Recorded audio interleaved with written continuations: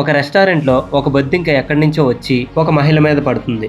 ఆవిడ భయంతో కేకలు వేస్తూ ఆ బొద్దింకను వదిలించుకోవడానికి చిత్ర విచిత్రమైనటువంటి చేష్టలన్నీ చేస్తుంది. చివరికి ఎలాగోలా ఆ బొద్దింకను పక్కనే ఉన్నటువంటి ఇంకొక మహిళ మీదకు నెట్టేస్తుంది. ఇప్పుడు ఈ చేష్టలన్నీ చేయడం ఆవిడ వంతైంది. ఇదంతా చూస్తున్నటువంటి ఒక వెయిటర్ వాళ్ళ దగ్గరికి వస్తాడు. ఆ బొద్దింకను తీసే సమయంలో అది వెయిటర్ మీద పడుతుంది.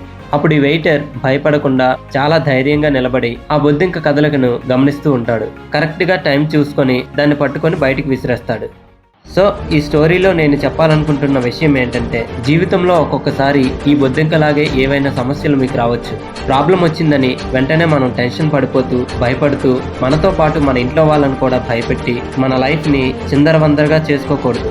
కాబట్టి ప్రాబ్లం వచ్చినప్పుడు అతిగా స్పందించకుండా దేనికి ఎప్పుడు ఎలా స్పందించాలో, ఎలా దాన్ని ఓవర్కమ్ చేయాలో తెలుసుకొని ముందడుగు వేయాలి, ఈ కథలో వెయిటర్ లాగా.